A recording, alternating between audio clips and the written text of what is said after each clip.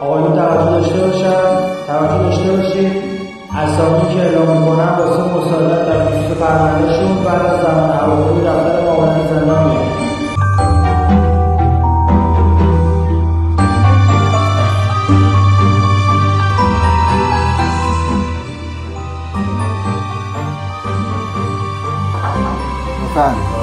سلام علیکم.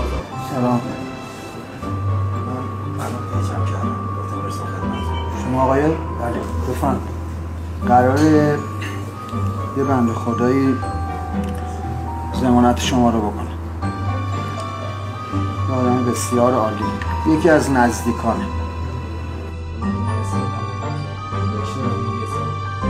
یه درخواستی رو بابت ضمانتت می‌نویسی. انشالله یه فرجی میشه شما از این بند آزاد بشید. مصاحبه دارم یا چیزی. یه معامله داشتیم. یه چک نوشتم. آقا من فقط یه بچه مریض دارم. نوناورشون هم منم.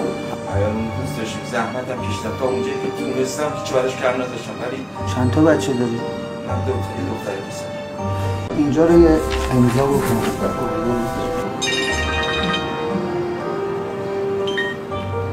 سلام علیکم و رحمت الله. حالتون چطوره؟ خوب هستین؟ نه این بنده خدا اینجا تشریف داره. ایشون هم شما رو میشناسه. چی آخه؟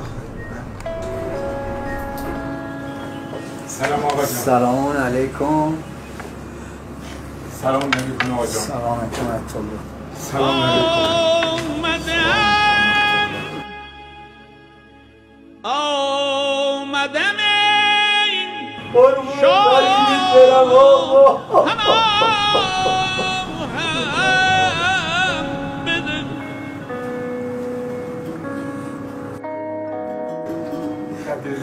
سلام علیکم.